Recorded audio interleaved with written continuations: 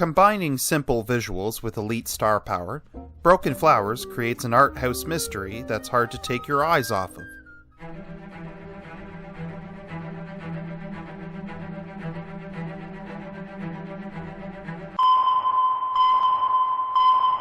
Canada be damned. I'm going to the Klondike. The Klondike is Canada. Giorgio, you be doing just fine, brother. In the world of art house films, there may not be a more textbook example than Broken Flowers. Top to bottom, Broken Flowers has the key trappings of an art house movie. In all of its facets, Broken Flowers is constantly reminding us that it's not mainstream. Between the visuals, the cinematography, the dialogue, pacing, most everything in Broken Flowers feels off the beaten path. Yet before we unpack its facets, let's briefly detail what Broken Flowers is. Broken Flowers is a Jim Jarmusch film from the mid-2000s. It starts off with our main character, Don Johnston, Bill Murray, who receives a mysterious pink letter explaining that he has a teenage son. Unsure who wrote the letter, Don's neighbor Winston, played by Jeffrey Wright, devises a road trip meet-and-greet investigation to unveil which of Don's former girlfriends wrote the letter. What are you talking about? You go visit them. You go to their houses. You see them. You bring flowers, pink flowers. You're just checking in. Just checking in. From one of the opening shots, Broken Flowers makes it very clear what type of film we're in for. Although tracking shots are seldomly used in the film, it is the time taken for the shot that sets the tone for the rest of the film. For those who are familiar with the auteur Jim Jarmusch, this comes as no surprise. His camera work is known for being stationary and rudimentary. It's a style that's both synonymous with Jarmusch, as well as the art house label. This simple approach is not for everybody, and that's not a knock against the filmmaker or the films in this lane. In fact, this visual style draws you in a way that most mainstream movies don't. By maintaining focus on the actors or action longer than usual, we, the audience, expect a cut or transition and curiously await it. When our expectations aren't fulfilled on time, we're drawn in because we now don't know what to expect. However, over the course of the film, we settle into the film's style and pacing, and things start to feel less foreign to us. What isn't foreign to us is Broken Flowers' all-star cast. Unlike an art house film, Broken Flowers has a list of elite actors on par with a superhero ensemble. The primary one, no doubt, being Murray. It's easy now to picture Murray in a movie like Broken Flowers. But back in 2005, Murray was very early into what many consider his second act of his career. With movies like Lost in Translation, that allow Murray's comedic side to take a back seat to his serious one, a new Murray emerged. This new Murray is the one that encompasses Broken Flowers, and it completely upsets the Murray we came to expect from the 80s and 90s. Don Johnston is a character we've barely seen from Murray prior to this. Much like the visual style of Broken Flowers, Murray's performance does a lot with very little. So much of what we get from him is hard to peg down. Don is a character who rolls with the punches and gives very little back. Both his facial expressions and words give next to no indication as to what he wants or how he feels. I can only guess why this approach was taken, but regardless of the reason, I'm grateful for it.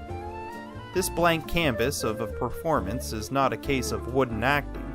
Clearly it's intentional, and from this straight guy's perspective, this approach gives credence to Don Johnston's renowned title of Don Juan. And why is that? Because you understand women.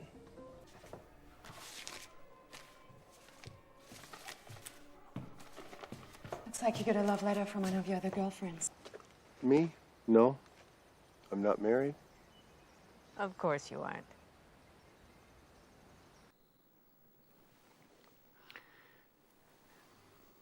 Donnie, what are you doing here? I was just looking for a typewriter. I remember.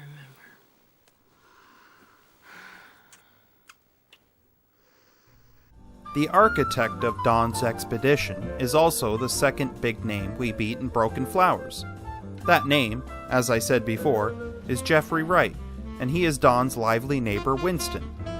Filling the void of enthusiasm left by Dawn, Winston is the film's jolt of energy, which gets the ball rolling. Passionate to solve this mystery, it's unclear exactly what's motivating Winston. He has no stake in the game, yet he feels compelled to get Dawn on his journey. I have merely prepared the strategy, but only you can solve the mystery.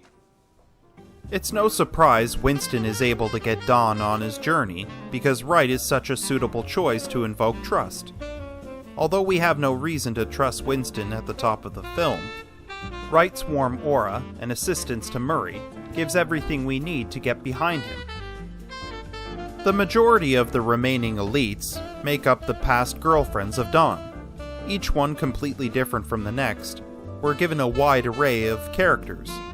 It's no wonder why such top-notch talent is cast, because each one gets their moment to shine, and each one feels more than just a cardboard cutout. For starters, Sharon Stone is the first of Dawn's exes we meet. Stone plays the character of Laura. Like all of Dawn's exes we meet, we're given nothing of a backstory up front. Like Dawn's mystery, we're left to figure out Laura for ourselves.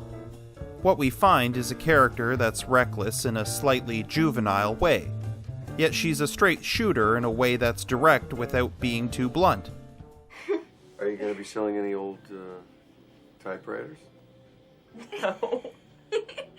Why? That's so 20th century. Did you come all the way down here to get a typewriter, Dawn? What do you want a typewriter for?